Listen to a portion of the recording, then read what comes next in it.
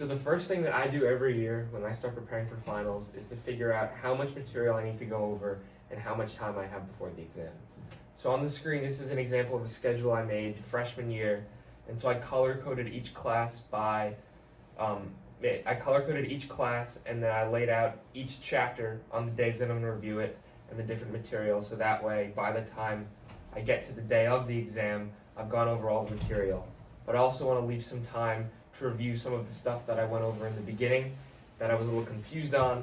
So just kind of specialty topics, things I'm still a little confused on, especially with subjects like math or like science, where it's more concept based. And then also in the days leading up to the tests, you don't want to do too much work. You don't want to exhaust yourself. So I usually try and kind of taper off, almost like a workout program, taper it off before the test. And also, especially as you take more and more advanced classes, it's a good thing if you can practice taking a full exam before the test.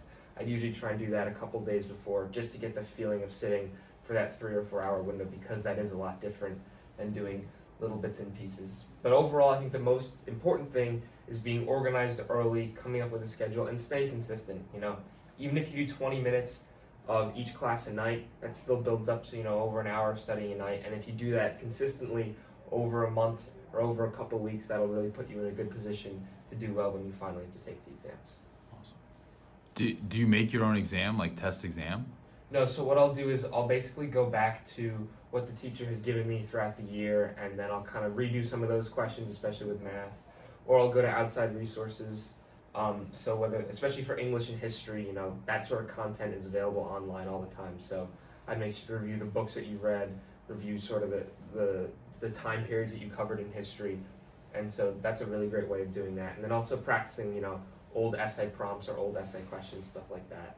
That's really good for English and history. But actually sit and work for that length of time, that 2 or 3 hours. Yeah, for sure. So that. I'll literally I'll put my phone in another room and I'll pretend that I'm taking the exam. When we had COVID exams, I wore a mask during in my bedroom to practice that. So sort of as close as you can get to the real thing is what you want to do when you're preparing for these tests. Great advice.